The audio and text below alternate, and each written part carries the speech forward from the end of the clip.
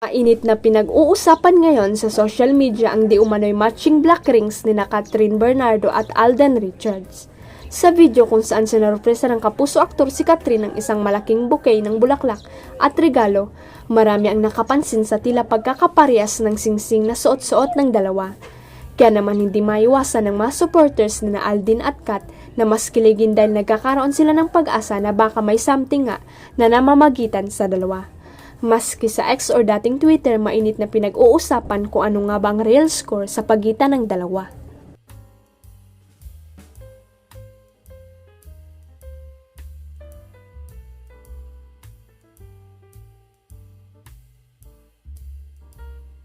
I noticed the black ring they were both wearing. Dumadamoves ka ba, Alden? I am praying that you find true happiness and true love, whoever he is. Catherine Bernardo, I love you, saad ng isang netizen.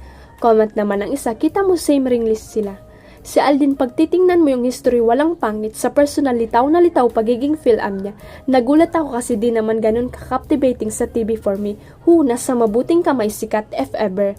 Not just the black ring but their watch Omo. His fans know he is collecting watches and black palagi ang gamit niyang relo. This time silver naman, machi-machi yan. Sabi naman ng isa. Nagsalita ng actress na si Janela Salvador ukol sa umano'y pambabastos niya sa TV host actress na si Kim Chiu. Matatanda ang naging usap-usapan kamakailan lang ang actress dahil marami sa mga netizens ang tila hindi nagustuhan ang naging pagsagot niya kay Kim nang pasampulin niya ito. Nag-guest kasi si Janela kasama si Win Matawin sa It Showtime para i-promote ang kanilang pelikulang Under Parallel Skies na showing na ngayong April 17. Sa kanyang pagbisita ay hiniritan siya ng TV host na si Kim Chiu upang magsample na siyang nakaugalian ng gawin ng mga artistang dumadalaw sa naturang programa.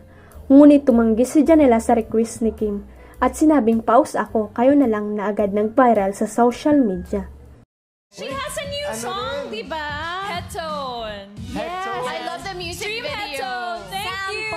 Sample naman, Janela, sa bago mong Medyo song. pause ako today. Kayo na lang. Sa susunod, mag-plot ka Pakinggan na next lang time, ito. promise. Congrats. Umani ito ng samut-saring reaksyon mula sa netizen kung saan ang iba ay negatibo ang naging pananaw sa nangyari, habang ang iba naman ay pinagtatanggol siya at sinabing wala namang mali sa kanyang ginawa. Noong Biyernes, April 5, 2024 ay binasag na ni Janela ang katahimikan niya at dinipensahan ang sarili hingil sa isyu. Sa kanyang X account ay mababasa ang kanyang payag tungkol sa isyu. Oh wow, I've been meaning to explain myself because the last thing I would ever want is to appear rude or disrespectful. Panimula ni Janela. Labis nga raw ang kanyang saya dahil marami ang nagparamdam sa kanya ng pagmamahal sa kabila ng issue. Sabi ni Janela, "In here I am being met with so much love and comfort upon opening this up. Thank you." Huwag kalimutang i-click ang subscribe button at i-ring ang notification bell para sa latest at legit chika updates.